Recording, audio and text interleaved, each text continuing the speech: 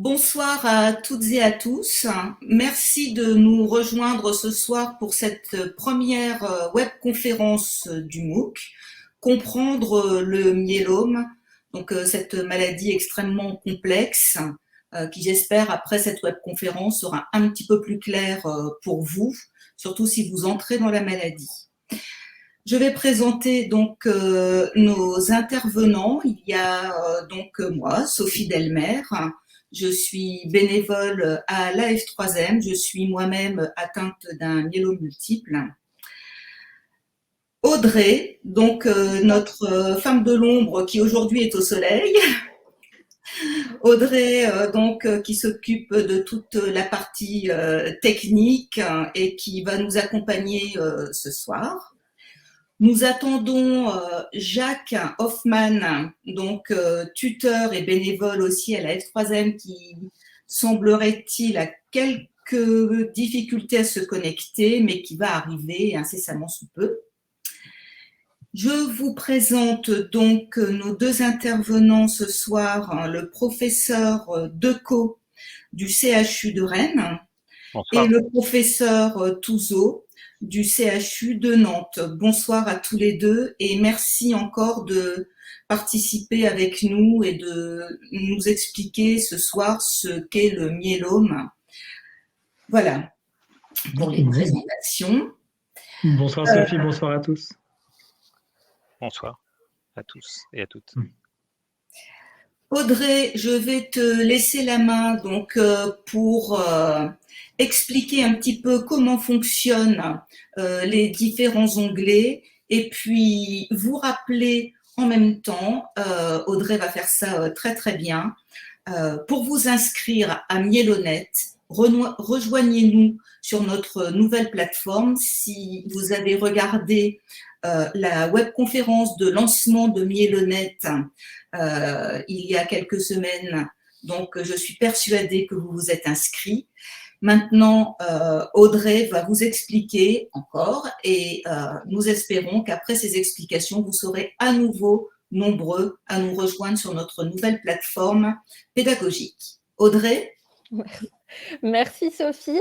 Donc bon, je vois qu'il y en a beaucoup qui ont l'habitude de l'exercice et qui sont déjà dans l'onglet chat pour nous dire bonjour. Donc n'hésitez pas à nous dire bonjour et à nous donner votre localité.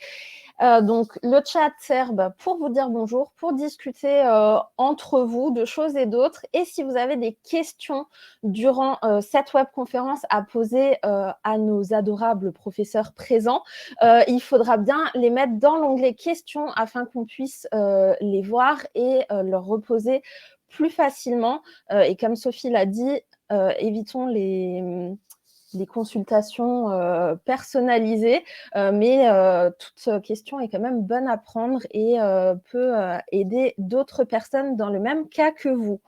Voilà en tout cas pour le chat. Et du coup, je vais partager mon écran pour refaire un petit point sur la plateforme Myélonet, donc, qui est un MOOC qui est accessible toute l'année, sauf qu'il est tutoré 2 fois dans l'année, dont actuellement, donc depuis le 2 mai et jusqu'au 27 février. Donc, je vais vous montrer comment y accéder facilement. Donc, pour ça, il faut avoir un compte sur laf3m.org. Si vous n'en avez pas, et ben dans ce cas-là, vous remplissez la colonne de gauche avec vos informations tout simplement et vous validez. C'est entièrement gratuit. On ne vous demande pas d'argent en tout cas à ce moment-là. Si vous avez déjà un compte, il vous suffit de mettre votre adresse mail, votre mot de passe, de faire la petite vérification et de vous identifier. Au moment là où vous êtes identifié, vous arrivez en fait dans l'espace associatif et à ce moment-là, vous descendez sur MOOC Myélonet et voilà, on vous explique ce que c'est le MOOC et vous allez sur accéder au MOOC Myélonet et vous arrivez sur cette page-ci. À savoir que la toute première fois, là où vous arrivez sur le MOOC, on va vous demander, et c'est là où il faut aller doucement, on va vous demander votre identifiant. L'identifiant, c'est ce qui va vous vous permettre d'être affiché en fait dans le MOOC à chaque fois que vous allez mettre un commentaire. Donc, c'est pour ça qu'on vous demande de ne pas mettre idéalement votre adresse mail et votre qualité. Donc, si vous êtes patient, proche, patient ou professionnel. Donc, vous remplissez, vous arrivez ici. Bon, de base, vous n'avez rien dans l'activité. Hein, vous avez dans le principe rien commencé. Donc, vous avez les actualités qui sont régulièrement mises à jour. Vous avez également le planning, à savoir que là, vous avez déjà les liens qui sont disponibles pour vous inscrire le 16 mai pour un atelier sur la mémoire et le 23 mai pour la deuxième webconférence sur les traitements. Donc, tout est accessible facilement.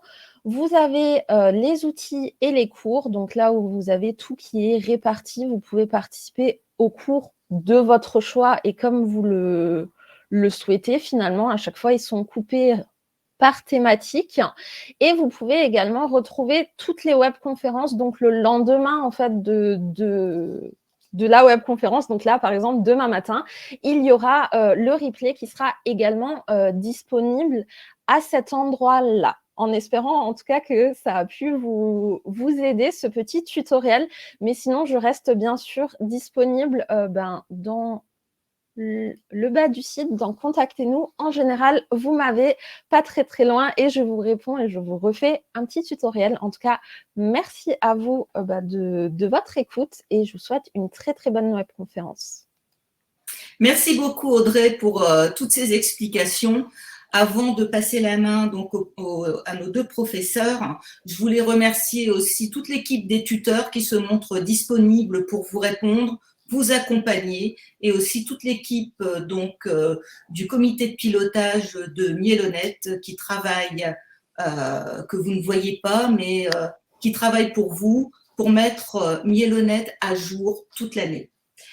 Professeur Decaux, professeur Touzeau, donc c'est à vous, je vous passe la parole. Bien, bonjour à nouveau à toutes et à tous. En général, c'est moi qui fais l'introduction. Alors, je vais commencer juste par vous présenter donc quelques mots sur le myélome multiple et après on répondra à vos questions. J'ai l'habitude de parler un peu vite, je vais essayer de me restreindre. Donc d'abord quelques mots sur l'âge de survenue du myélome. C'est une maladie qui touche majoritairement les patients majoritairement les patients de plus de 60 ans. Il y a la moitié des patients qui ont plus de 70 ans, comme vous le voyez sur le camembert de gauche. Il y a à peu près 45 des patients qui ont entre 40 et 70 ans et puis peu de patients qui ont moins de 40 ans. Donc c'est vraiment une pathologie qui touche majoritairement des patients, comme j'ai dit, de plus de 60 ans et beaucoup de patients de plus de 70 ans avec des âges de survenue parfois jusqu'à 80 ans ou 90 ans. Et puis c'est une maladie qui touche la moelle osseuse. Alors la moelle osseuse, c'est à l'intérieur de l'os.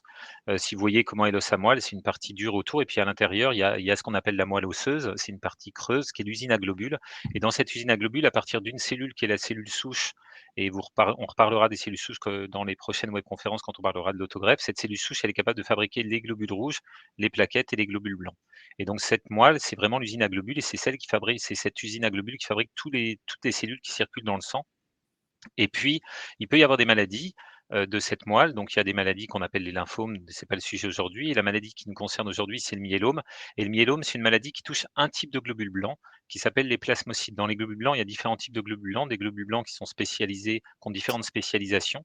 Et il y a un globule blanc très particulier qui s'appelle le plasmocyte, qui est un globule blanc dont la fonction, c'est de fabriquer les anticorps. Et c'est ce globule blanc qui est malade dans le myélome. Et pour revenir à la diapositive précédente, donc le myélome, c'est une maladie maligne, donc une maladie cancéreuse de la moelle osseuse qui touche ce globule qu'on appelle les plasmocytes. Donc les plasmocytes, ils ont une forme très caractéristique, peu importe, on n'est pas là pour faire un cours d'histologie, mais leur fonction principale, c'est de fabriquer ce qu'on appelle des anticorps. Les anticorps, c'est cette molécule qui est une forme d'Y au milieu de la diapositive.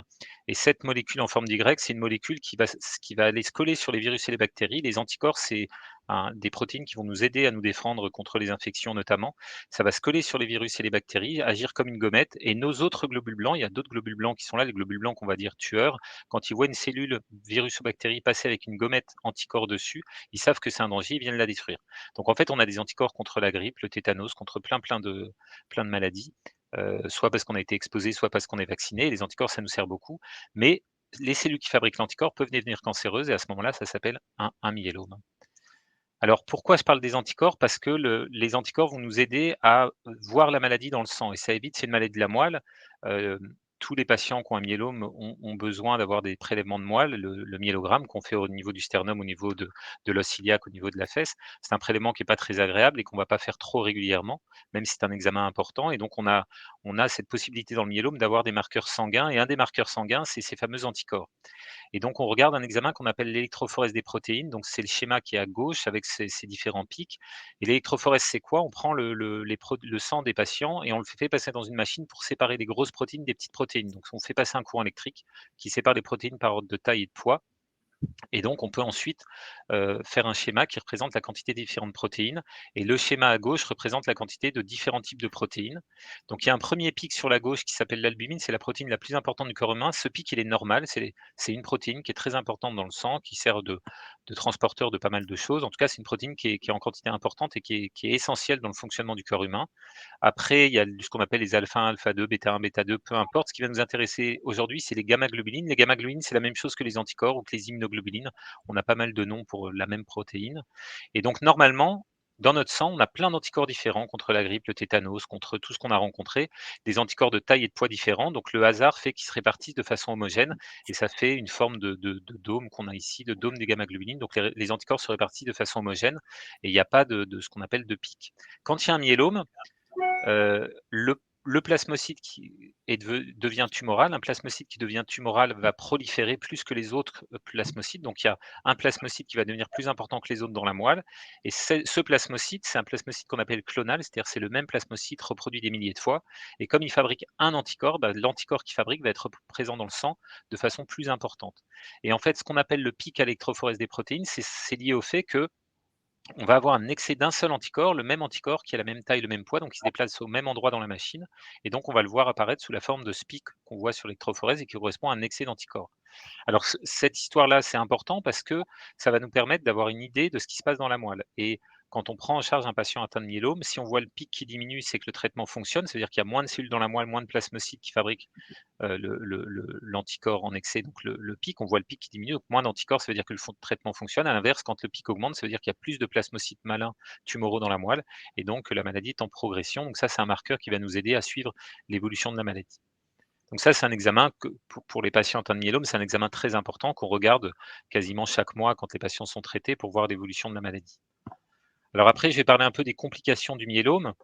Une des premières complications, à gauche, vous avez un dessin d'une moelle normale. La moelle, je vous ai dit, c'est l'usine à globules, donc il y a des précurseurs de globules rouges, de plaquettes, de globules blancs.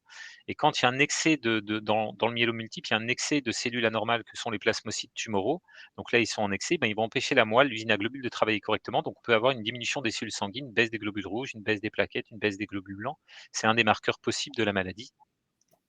La deuxième chose, je vous en ai parlé tout à l'heure, c'est que les cellules malignes vont fabriquer un excès d'anticorps et cet excès d'anticorps, ça peut être soit simplement un anticorps complet, donc on le verra sous la forme d'un pic à l'électrophorèse, je viens d'en parler, mais ça peut être aussi des fragments d'anticorps. Les anticorps, c'est 2 grosses briques qu'on appelle des chaînes lourdes et 2 petites briques qu'on appelle des chaînes légères et tout ça assemblé, ça fait 4 protéines ensemble qui vont former une grosse protéine qu'on appelle un anticorps et dans le myélome, il y a souvent un excès de production de ce qu'on appelle des chaînes légères, c'est-à-dire des fragments d'anticorps et ces fragments d'anticorps qu'on appelle des chaînes légères libres, qui peuvent être kappa ou lambda, peu importe les caractéristiques, elles ont la particularité, comme elles sont petites, de passer dans les urines. Ça, c'est la représentation à l'échelle microscopique d'une partie de rein. Le rein, c'est un filtre. Le sang passe, il laisse passer par son filtre des mauvaises, des petites protéines ou en tout cas des déchets du corps humain qui ont vocation à être éliminés. Donc en fait, c'est un filtre qui garde les bons éléments du sang, les cellules et les protéines et qui laisse partir des déchets dans les urines, et ben ce filtre, il laisse passer les petites protéines que sont les chaînes légères. Et donc, quand il y a un excès de chaînes légères dans le sang lié à la production de cette cellule tumorale, plasmocyte malin, on va voir des chaînes légères apparaître dans les urines. Alors, ça pourrait être uniquement anecdotique. Le problème, c'est quand il y a beaucoup de chaînes légères dans les urines, c'est un peu comme quand il y a beaucoup de grains de sable dans un tuyau et pas beaucoup d'eau, ça va boucher le tuyau. Et donc, en fait, quand il y a beaucoup de chaînes légères qui passent dans les urines, ça va pouvoir boucher les tuyaux des reins et donner ce qu'on appelle une insuffisance rénale aiguë, donc le fonctionnement des reins qui ne se fait plus. Et malheureusement, certains patients deviennent anuriques, c'est-à-dire qu'ils urinent plus du tout et parfois sont obligés d'aller vers la dialyse. Ça, c'est une des complications importantes du myélome qui apparaît quand il y a des mauvaises protéines, chaînes légères qui apparaissent dans les urines en quantité importante et qui se mettent à précipiter, à boucher les tuyaux des reins. Donc la deuxième complication du myélome, c'est celle-ci. La Troisième complication importante, c'est les lésions osseuses. Alors, le myélome, c'est vraiment une maladie de la moelle osseuse, hein, c'est pas une maladie de l'os, les cellules osseuses sont normales. Par contre, le myélome va entraîner un déséquilibre du fonctionnement des os. Dans nos os, l'os est un organisme vivant avec des cellules qui fabriquent de l'os, des cellules qui en détruisent, et il y a un équilibre normalement entre les cellules qui en fabriquent et qui en détruisent. Et les cellules de myélome vont fabriquer des médiateurs qui vont accélérer les cellules qui détruisent l'os et ralentir celles qui en fabriquent. Donc déséquilibrer l'ostéoformation, donc la fabrication d'os et la destruction d'os, et ça va donner donc des lésions ça va donner des lésions qu'on appelle lytiques, c'est-à-dire des trous au niveau osseux. Alors avant, on faisait des radios. À droite de la radio, vous avez une radio d'un humérus, donc un os du bras, et vous voyez dans la partie supérieure un os normal avec des parties dures à la périphérie, hein, les zones bien blanches, c'est la partie dure de l'os. Et puis en bas de la diapositive, il y a une zone un peu noire où on voit que la partie dure de l'os est un peu rognée. Bah, ça, c'est une lésion de myélome. Et la difficulté, alors ça fait pas forcément mal cette lésion. Par contre, ça va fragiliser l'os. Et ce patient, le risque d'un patient qui a une lésion comme ça, c'est qu'en se levant, il appuie sur la zone fragile et que l'os peut casser. On peut avoir des fractures dites pathologiques sur les lésions de myélome.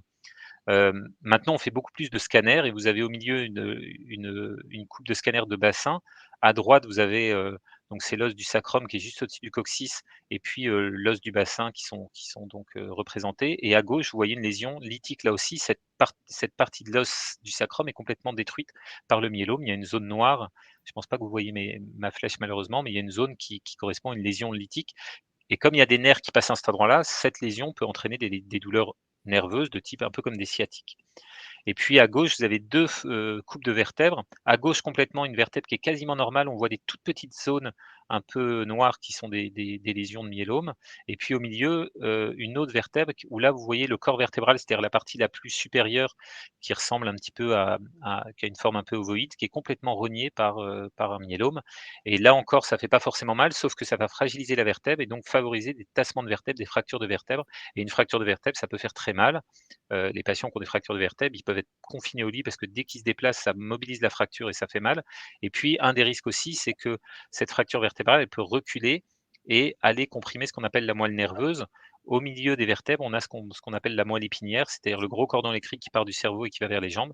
Et on peut malheureusement avoir dans certains cas des compressions de cette moelle nerveuse et des paralysies. C'est une complication rare, mais qui existe du myélome.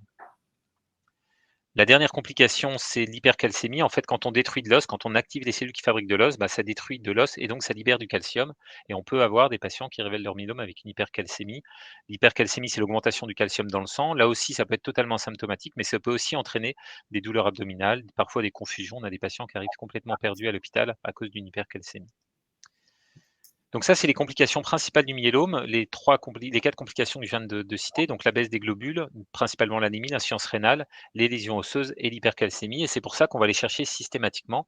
Donc ça, il y a des prises de sang, c'est facile pour le côté sanguin, le rein et puis le calcium. Et on est obligé pour les lésions osseuses, on n'attend pas que les patients aient des douleurs parce que parfois les lésions peuvent apparaître sans douleur. On va faire des examens d'imagerie pour les rechercher, donc notamment des scanners, des IRM ou des TEP scanners, on en reparlera si vous voulez.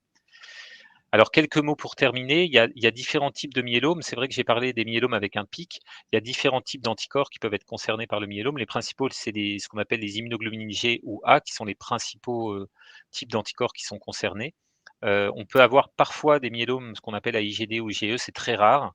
Mais voilà, c'est des pics en général où ça se voit sous la forme d'un pic électrophorèse qui sont souvent de petite taille, mais qui sont la particularité d'être des types d'anticorps D ou E, peu importe.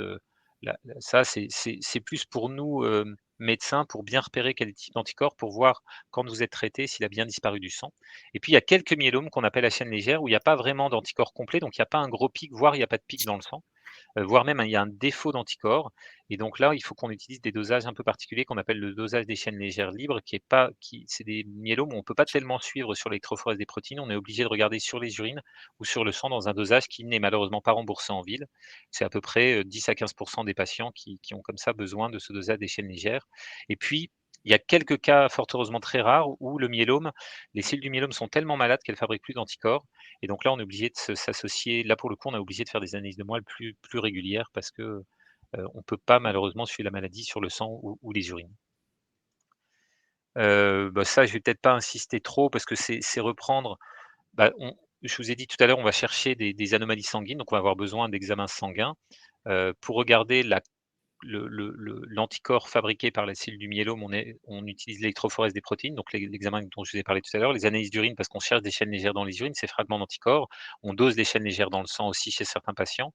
On va être amené de temps en temps à faire des analyses de moelle. Alors de plus en plus, parce qu'on pourra en parler, il y a des analyses de plus en plus poussées au niveau de la moelle qui nous aident à voir comment évolue la maladie. Et puis on aura besoin d'examens d'imagerie. Alors chaque centre a ses habitudes, mais globalement c'est basé sur le scanner, l'IRM ou le TEP scanner. Et puis, vraiment pour terminer, donc là, on a parlé du myélome qui est la forme de maladie, donc les plasmocytes deviennent tumoraux, ils entraînent des complications et donc c'est une maladie qu'il faut traiter. Mais il y a des formes asymptomatiques qui sont des formes prétumorales qui existent et peut-être une partie d'entre vous était suivie par un hématologue ou un autre médecin pour des formes prémyélomateuses, précancéreuses. Il y a 2 types, il y a ce qu'on appelle les gammapathies de signification indéterminée, donc c'est des patients qui ont un pic à électrophorèse mais qui n'ont pas de myélome. Il y a très peu de cellules anormales dans la moelle et surtout il n'y a pas de complications. Ça, c'est très fréquent, il y a à peu près 3 de la population après 50 ans qui a ça, 10 des patients de 80 ans ont un pic à électrophorèse sans myélome et on surveille ces patients-là. Il y a à peu près 1 d'entre eux qui évoluent tous les ans vers un myélome et entre les 2, il y a une forme qu'on appelle le myélome indolent où il y a un pic assez important, beaucoup de cellules dans la moelle mais pas de complications. Et là aussi, on ne traite pas les patients parce que s'il n'y a pas de complications, on ne traite pas. Mais le risque est un peu plus important d'évoluer vers un myélome. C'est symptomatique, c'est 10 à peu près par an. Donc, il y a beaucoup de patients qui débutent leur maladie par un stade asymptomatique qu'il faut simplement surveiller. Puis malheureusement, parfois, ça évolue. Moi, je dis souvent, c'est un peu comme les grains de beauté. On surveille. Il y a beaucoup de gens qui ont des grains de beauté. On les surveille parce que ça peut évoluer vers une maladie grave qui s'appelle le mélanome. C'est le même principe, les gammapathies de signification indéterminée ou les myélomes indolents, c'est assez fréquent. Il faut surveiller parce que certains patients vont évoluer. Voilà, je crains d'avoir parlé trop vite comme d'habitude, mais je m'arrête là et on va répondre à vos questions. J'espère avoir été clair. Voilà, donc Jacques, que je vous présente, donc Jacques Hoffman, qui est bénévole donc à la F3M, qui est également tuteur du MOOC, qui vous répondra certainement quand vous laisserez des commentaires. Jacques, qu'est-ce que nous avons comme question ?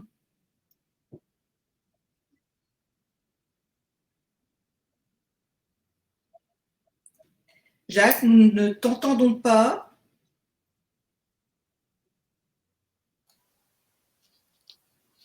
Un petit problème de connexion.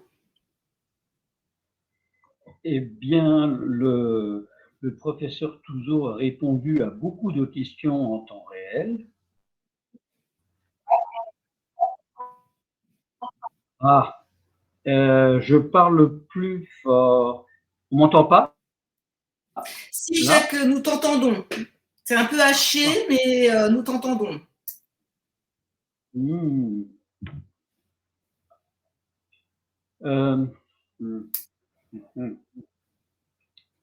micro est branché, tout est branché. Je propose de prendre un petit peu le relais de Jacques. J'espère qu'il va régler son problème rapidement.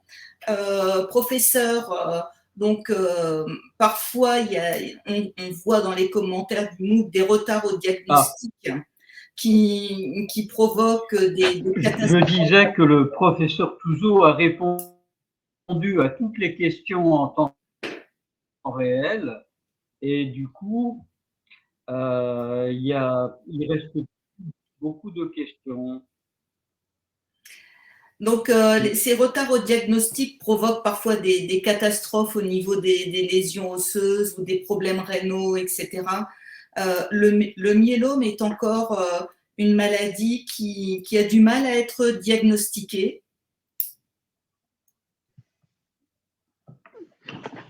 Je peux peut-être commencer à répondre. C'est vrai que c'est une maladie qui est parfois difficile à diagnostiquer parce que ça reste une maladie rare. Hein. C'est environ 5000 cas par an en France, ce qui est beaucoup plus rare que beaucoup d'autres maladies qu'on peut dire cancéreuses, entre guillemets. Et les symptômes de la maladie sont des symptômes qui sont très fréquents dans la population. Avoir mal au dos, c'est évidemment très, très fréquent. Se sentir fatigué. Et donc, parfois, ces points d'appel étant assez communs et le plus souvent lié à bien d'autres choses qu'un myélome, de l'arthrose lombaire par exemple. Et parfois, il peut y avoir un retard au diagnostic. Et parfois, il y a des points d'appel évidents qui vont faire penser à autre chose que de l'arthrose ou, ou une fatigue classique, si les douleurs sont permanentes, y compris la nuit, au niveau des côtes également. Enfin, il y a des points d'appel qui peuvent guider les médecins. Mais c'est vrai que parfois, il y a un peu des délais d'attente avant le diagnostic qui sont voilà, essentiellement liés au fait que ce sont des symptômes assez communs finalement. Et est-ce que chez les sujets jeunes, par exemple, puisqu'on sait que le myélome multiple, vous l'avez dit tout à l'heure sur le camembert, est quand même une maladie qui touche les personnes principalement de plus de 70 ans, mais on voit aussi arriver dans la maladie des gens très jeunes. Est-ce que ces gens, justement, qui sont un petit peu en dehors de l'âge auquel se déclenche le myélome multiple, est-ce que ces gens-là sont moins, je vais dire, moins facilement détectés vu leur âge? En pratique, pas particulièrement. Alors ça, c'est quand même des questions intéressantes et on suit de près l'épidémiologie du myélome en France depuis 2014. On a des données très très précises qui montrent que le nombre de nouveaux cas par an depuis 2014 ne bouge pas. C'est vraiment 5000 à quelques centaines près. C'est très proche tous les ans. Donc c'est une question qu'on se pose parfois. Est-ce que l'incidence, le nombre de nouveaux cas augmente? En fait, non, c'est l'incidence est relativement stable. Et si on regarde plus précisément les patients jeunes, c'est vrai qu'en moyenne, le myélome touche des personnes autour de l'âge de 70 ans. C'est rare avant 50 ans.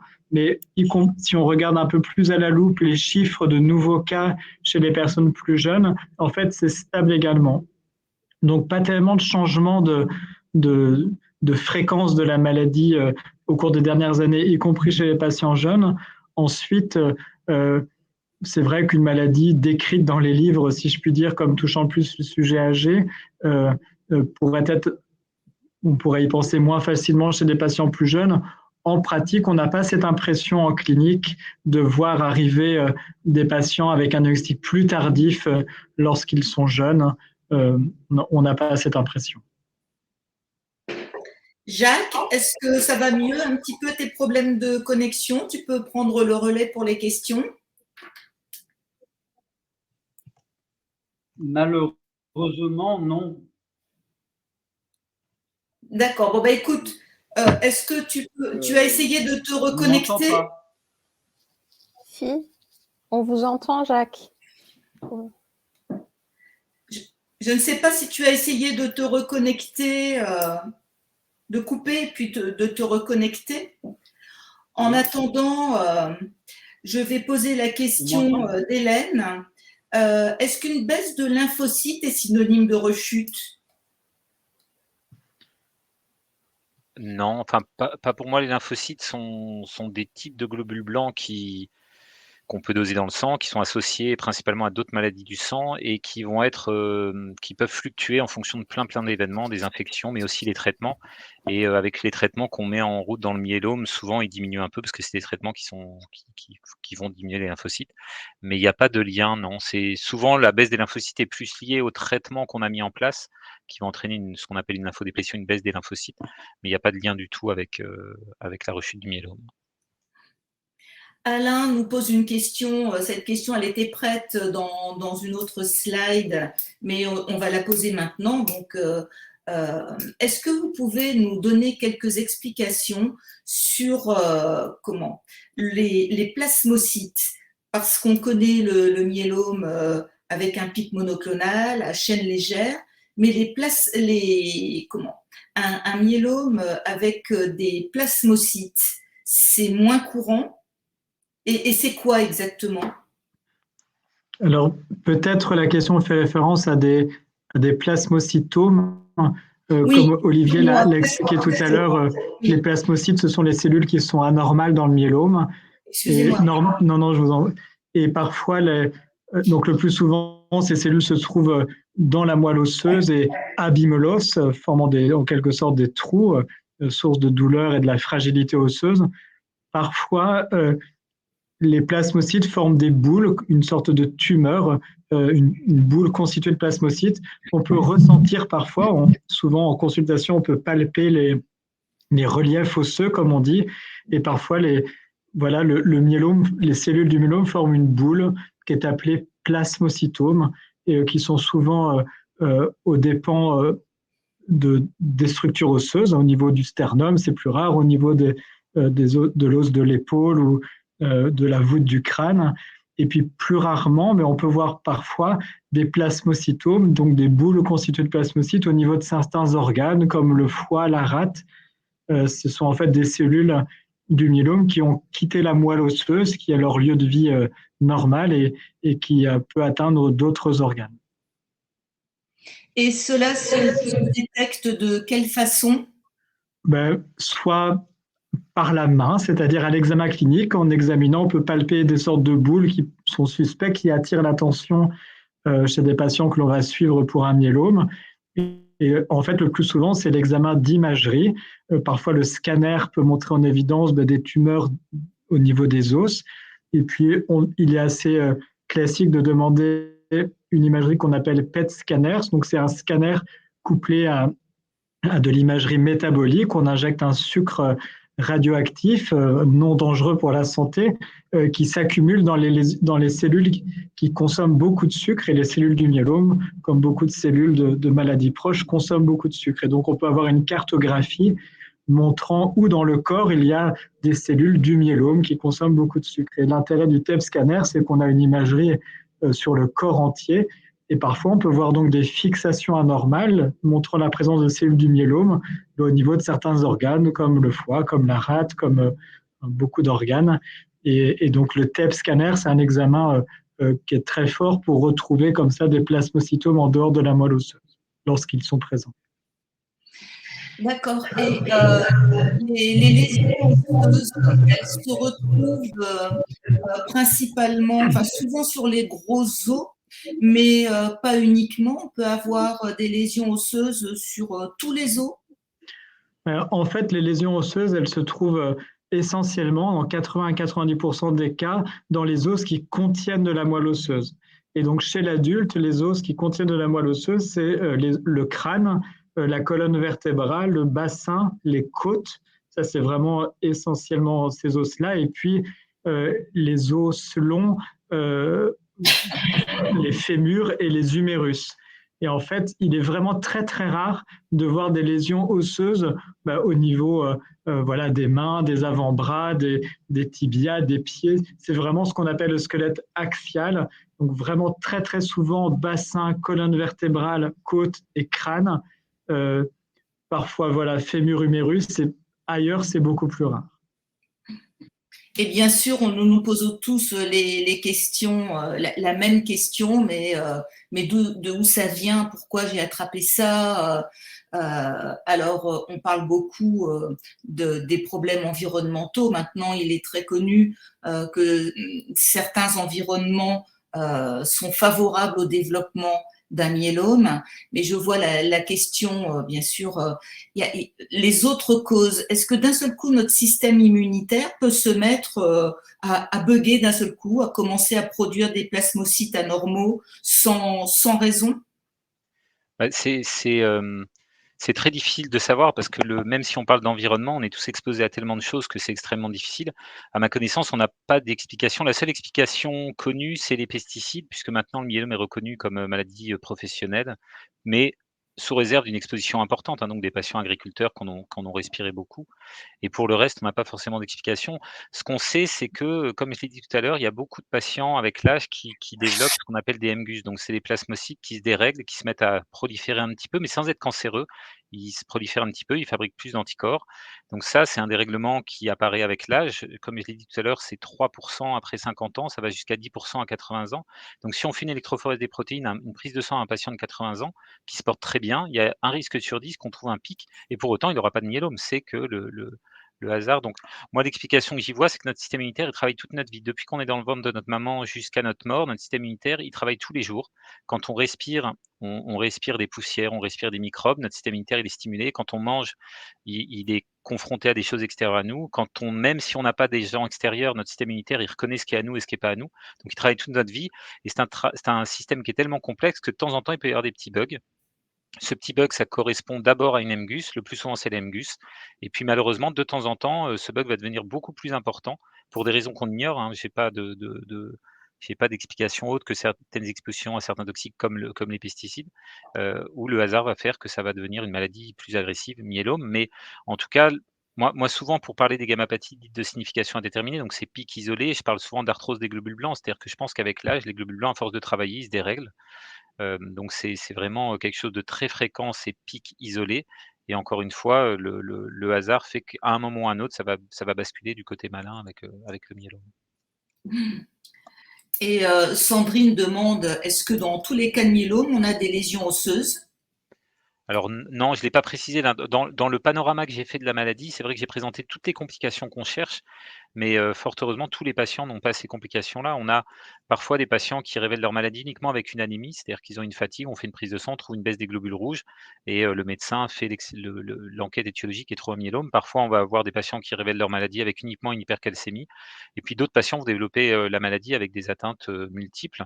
Et même quand on parle d'atteinte osseuse, chez des patients qui ont des douleurs, on va évidemment aller très vite, quand il y a un myélome vers les examens d'imagerie, mais on fait des examens d'imagerie systématiques à tous les patients qui sont atteints de myélome et parfois on va trouver une seule petite lésion, parfois on va trouver beaucoup de petites lésions, parfois on va trouver une seule grosse lésion qui est très agressive et qui peut entraîner une fracture.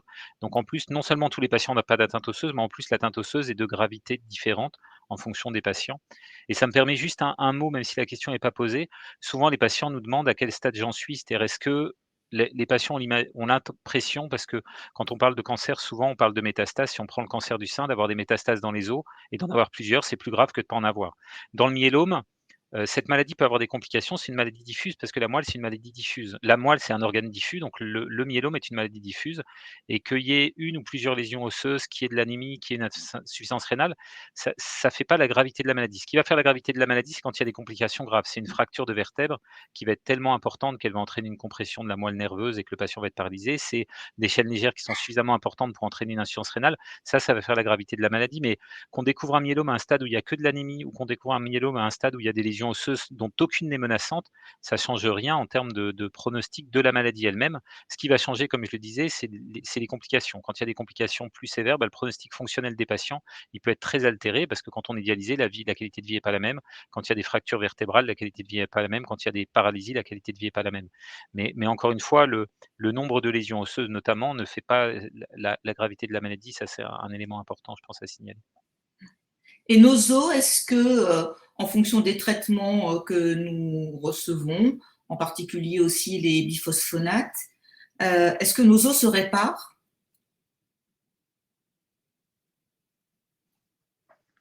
Alors oui, lorsqu'un traitement est efficace et que les cellules du myélome disparaissent, l'os, qui est un tissu vivant, un os se répare en permanence. Il y a en permanence des cellules qui fabriquent de l'os, d'autres qui en détruisent. Normalement, il y a un équilibre qui fait que nos os restent stables et le myélome casse un peu cette balance au profit de la destruction de l'os.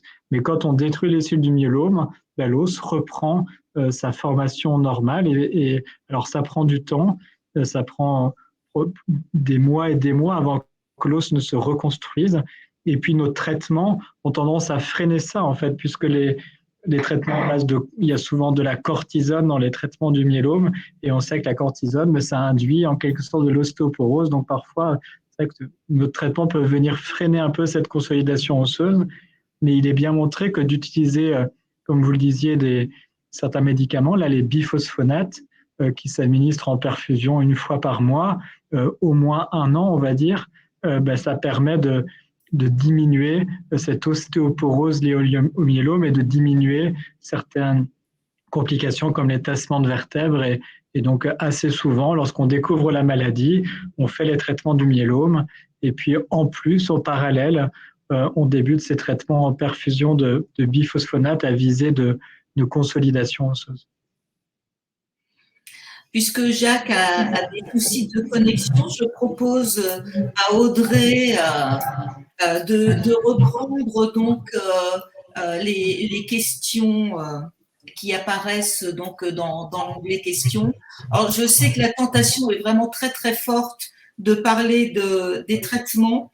Ça fera l'objet de notre prochaine webconférence. Si vous voulez bien, est-ce que vous pouvez évoquer les questions sur la maladie, donc le myélome en lui-même. Et donc, je passe la main à Audrey, si elle peut vous remonter quelques questions. Alors, je vais en reprendre peut-être certaines là où soit le professeur Touzeau ou Decaux a déjà répondu à l'écrit, mais parce que je pense qu'elles peuvent être quand même intéressantes et comme tout le monde ne va pas regarder l'historique des questions, ça peut être intéressant de les reprendre. Donc, désolée pour la répétition. Il y avait une question qui me semblait intéressante, alors je suis en train de les remonter, c'est de savoir combien il y a de stades d'évolution du myélome.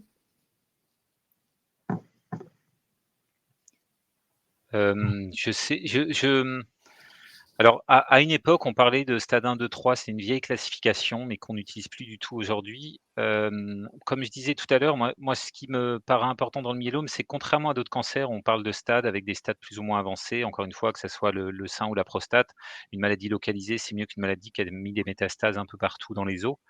Dans le myélome, ce qui va compter, c'est vraiment les complications au départ. C'est-à-dire un patient qui débute un myélome sans complications graves, sans fracture, sans atteinte rénale, va aller mieux physiquement parce qu'il aura une meilleure qualité de vie, il n'aura pas de complications. Et la deuxième chose qui va être importante, c'est la réponse au traitement. C'est-à-dire que quel que soit le niveau d'agressivité de la maladie, malheureusement, on prend en charge des patients, parfois, qui ont une maladie qui paraît peu agressive avec une simple anémie, mais qu'on n'arrive pas à contrôler avec les traitements pour des raisons qu'on ignore. Et à l'inverse, on a parfois des patients qui arrivent avec une maladie très symptomatique, il y a le calcium qui est augmenté, il y a le rein qui fonctionne pas très bien, et puis il y a des atteintes osseuses, et puis on met en route le traitement, la maladie est vite contrôlée avec le traitement. Donc les stades, je sais que les patients posent beaucoup la question au début, quel stade j'en ai, parce qu'ils ont l'impression que ça va leur donner une idée du pronostic. Moi, j'insiste beaucoup sur le fait que ce qui compte, c'est donc les complications au départ et puis surtout l'évolution. C'est-à-dire que quoi qu'on dise au départ, ce qui compte, c'est au bout de 2 mois, comment va le patient? Est-ce qu'il supporte bien le traitement? Est-ce que le traitement marche? Et voilà, donc les stades de la maladie, c'est vrai qu'on avait des stades 1, 2, 3 à une époque, une vieille classification qui s'appelait Salmon-Udry, mais qu'on n'utilise plus du tout, sauf dans certaines publications, parce qu'on a des vieilles habitudes, mais pour moi, c'est des classifications qui n'existent plus. Alors, il y a d'autres classifications, il y a les stades qu'on appelle ISS aussi, que les patients entendent probablement parler de ça. Il y a des facteurs pronostiques aussi qu'on utilise, qui sont des facteurs génétiques. Mais quels que soient ces facteurs-là, même s'ils sont intéressants pour nous à l'échelle d'une cohorte d'un grand nombre de patients atteints de myélome, parce qu'ils nous donnent des idées un petit peu de groupes de patients, à l'échelle d'un patient donné, je crois que les éléments importants, c'est les complications initiales et l'évolution sous traitement. Mais Cyril, tu as peut-être une vision différente. Je te laisse. Non, j'ai tout à fait la même vision. C'est professeur Touzeau, vous avez déjà répondu à cette question à l'écrit, mais sur est-ce que le myélome multiple peut être héréditaire? Du coup, vous y avez répondu à l'écrit. Est-ce que vous pouvez nous répondre à l'oral, s'il vous plaît?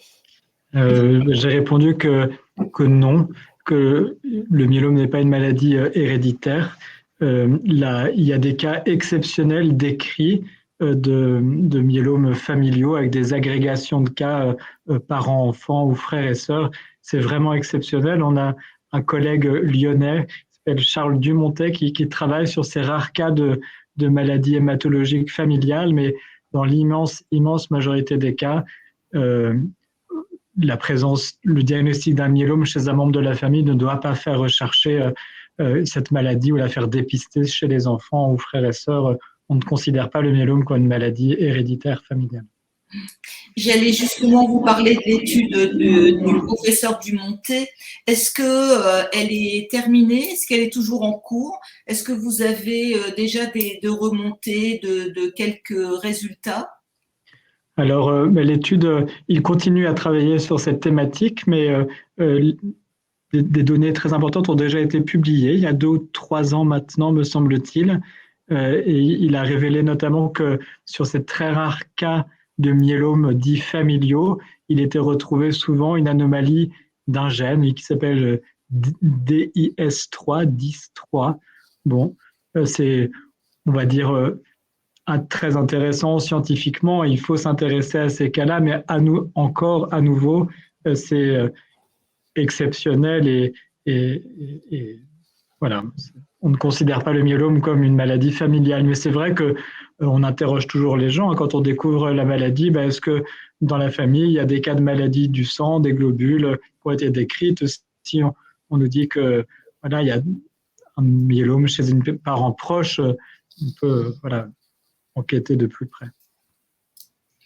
D'accord. Et le myélome, excuse-moi Audrey, je te laisse puisqu'il y a la nouvelle slide qui vient de s'afficher. Donc on a déjà répondu à 2 questions, mais vas-y, je te laisse reprendre.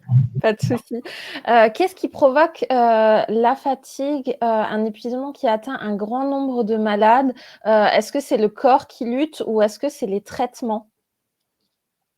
Alors ça dépend du moment où survient la fatigue et si on est avant traitement, la fatigue, elle peut être liée à la maladie, notamment par le biais de la baisse des globules rouges, de l'anémie, puisque les globules rouges, c'est des cellules qui transportent l'oxygène, donc qui nous aident à envoyer le carburant de nos cellules un peu partout dans le corps. Donc quand on a moins de globules rouges, ça s'accompagne d'une fatigue. L'hypercalcémie, l'augmentation du calcium peut fatiguer, les douleurs osseuses fatiguent, l'augmentation le mauvais fonctionnement des reins fatigue. Donc il y a plein de raisons d'être fatigué quand la maladie est active. Et après, sous traitement, oui, il y a déjà les symptômes de la maladie qui peuvent ne pas être complètement contrôlés, hein. Certains patients gardent une baisse des globules rouges assez longtemps, même si la maladie est traitée. Et puis les traitements eux-mêmes peuvent entraîner une fatigue aussi, quel qu'il soit, hein, tous les traitements peuvent entraîner une fatigue. On a notamment un effet un peu paradoxal avec la dexaméthasone, qui est un des traitements qu'on donne 1 fois par semaine. C'est de la cortisone à forte dose et les patients décrivent bien qu'ils sont un peu boostés. C'est un dopant, la cortisone, au début de la semaine quand ils prennent le traitement et puis derrière, ils sont crevés parce qu'il y a une sorte d'effet de manque. Et puis après, il y a d'autres éléments qui peuvent arriver, hein. C'est que le manque d'activité chez les patients, peut entraîner aussi une fatigue, une baisse de forme physique par manque d'entraînement, d'activité physique.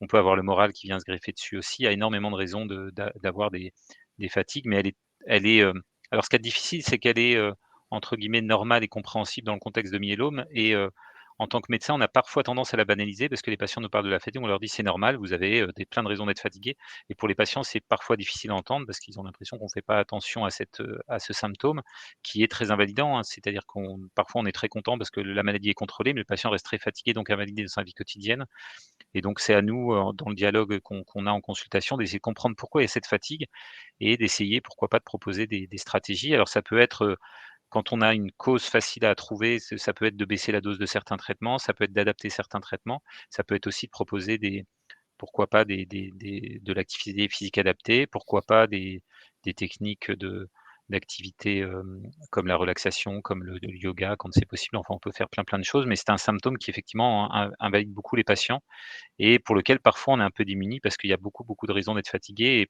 il y a certains cas où on a peu de moyens d'agir, mais il faut vraiment en parler avec le médecin pour essayer de trouver des solutions, en tout cas. Merci beaucoup. Audrey, de nouvelles questions? Sur le thème de la webconf d'aujourd'hui, pas forcément. Il y en a pas mal sur la prochaine, mais du coup, je pense qu'on les gardera pour les poser justement à la prochaine webconférence. Je vois François donc qui pose la question, c'est celle qu'on se posait tout à l'heure sur les pesticides, sur les choses qui déclenchent le myélome et qui sont connues. Dans son village de 8000 habitants, 4 diagnostiqués en 4 mois. Est-ce que y a des régions comme ça de France qui sont un peu plus, je vais dire à risque, je ne sais pas si c'est vraiment le terme, les régions viticoles par exemple?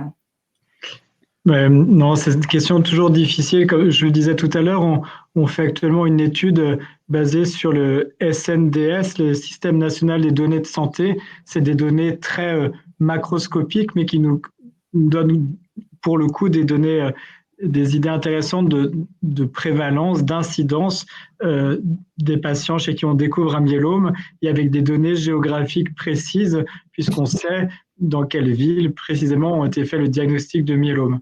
Mais c'est toujours un peu difficile parce qu'on peut voir des disparités d'incidence du myélome dans différentes régions. Mais alors, effectivement, ça peut être lié à des régions plus ou moins agricoles avec des données d'exposition à des pesticides, mais on sait aussi que l'âge moyen des personnes sont différents d'une région à l'autre et on sait qu'il y a des régions où l'âge moyen des personnes est plus élevé et donc forcément, l'âge, le myélome étant lié à l'âge, ça peut fausser ces résultats d'incidence. Et puis aussi, les gens bougent beaucoup plus qu'il y a quelques années. Et par exemple, une personne qui a vécu 30 ou 40 ans dans une région particulière avec une exposition peut-être dans des champs à des pesticides plus importantes et qui va déménager vers l'âge de 60 ans dans une autre région, et si cette personne a un myélome qui est diagnostiqué, c'est difficile de dire si la maladie peut être favorisée par l'exposition à certains éléments dans la région récente où elle vit ou là où elle a vécu. Donc, toujours difficile d'analyser ces données macroscopiques parce que beaucoup de facteurs peuvent venir gêner l'interprétation.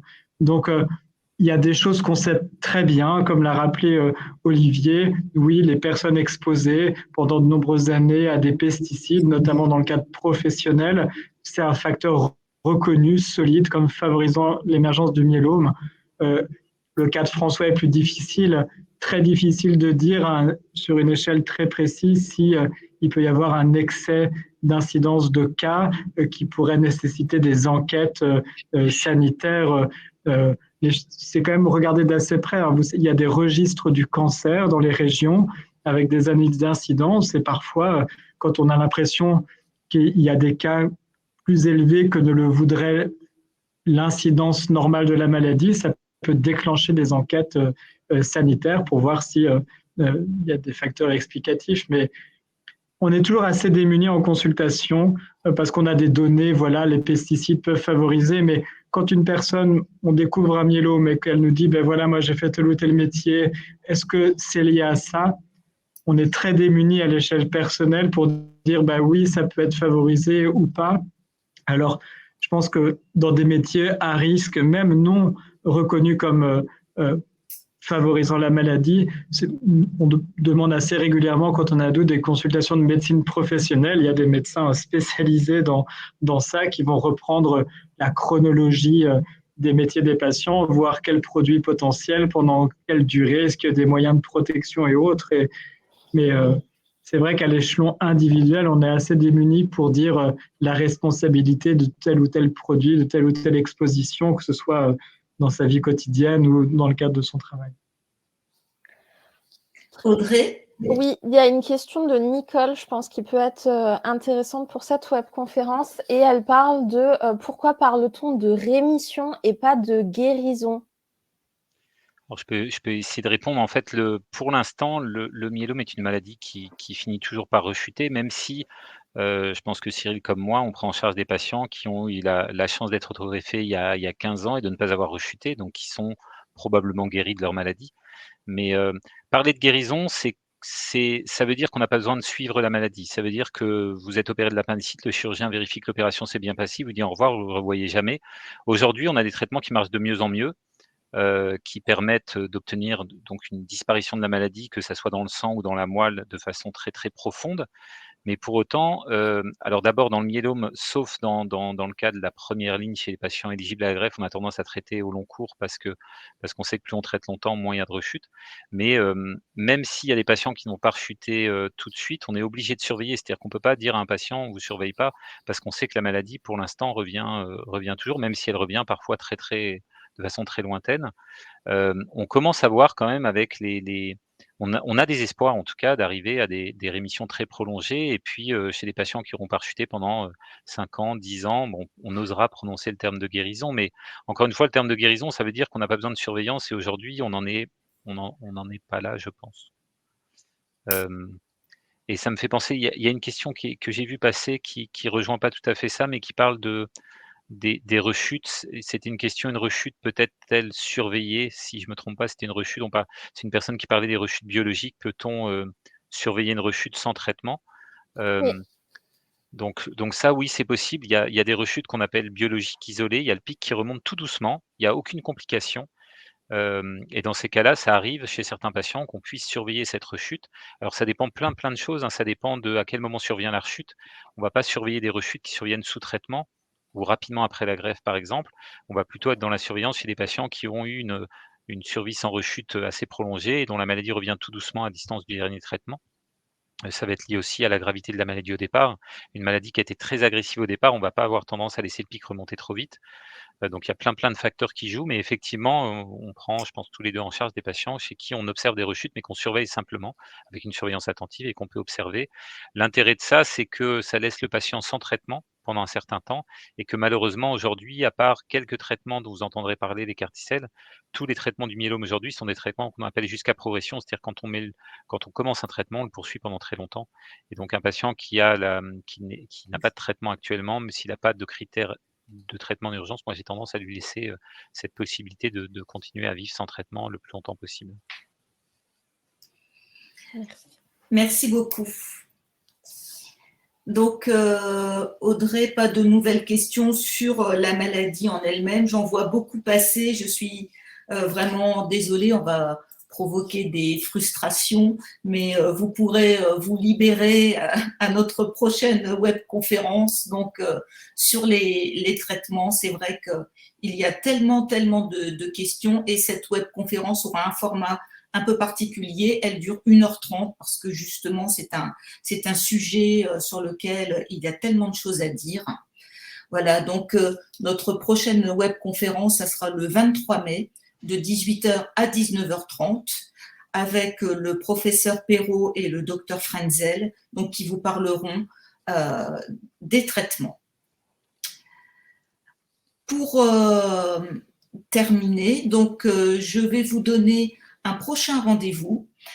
Nous avons décidé de ponctuer le MOOC de plusieurs ateliers.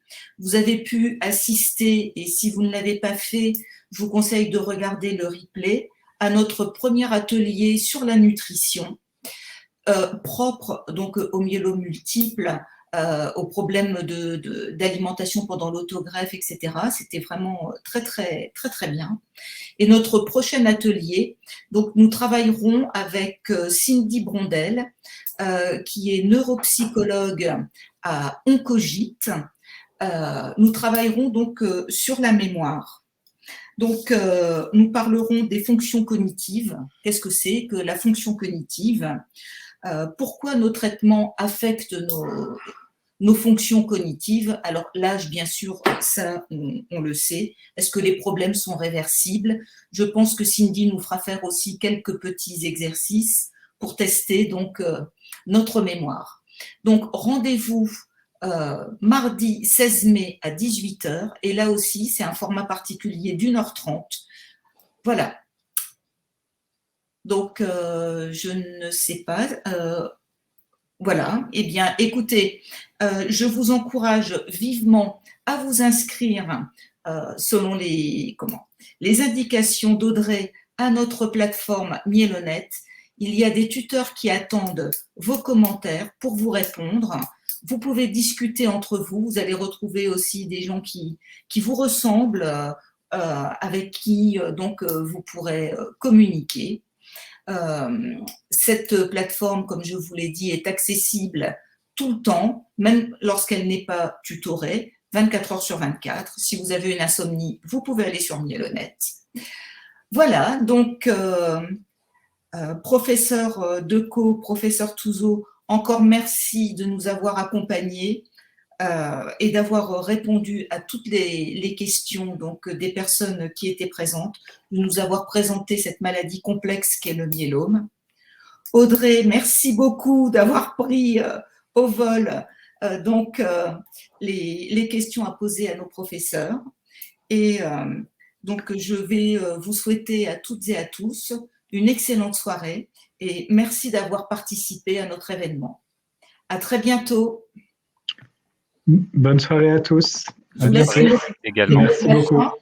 Merci à vous. D'accord.